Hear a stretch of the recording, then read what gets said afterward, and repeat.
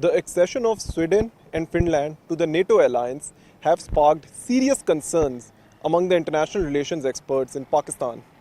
They are of the view that NATO's expansion could potentially exacerbate the already volatile world politics. There is an effort to expand NATO and include countries like Sweden and Finland into the NATO grouping. Then the likelihood of this conflict and tension spreading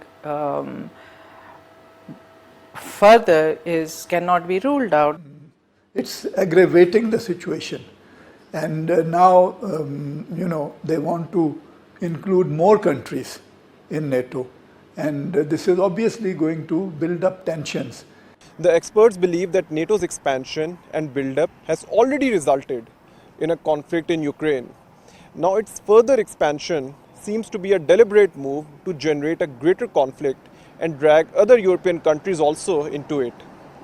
Have the people of these countries decided, have they voted, has there been any referendum or been asked if they do want to become part or they want to entangle their countries into this conflict that we see in the second phase of a Cold War that is now raging, because it's on its tail, it's leaving a tale of destruction and human misery.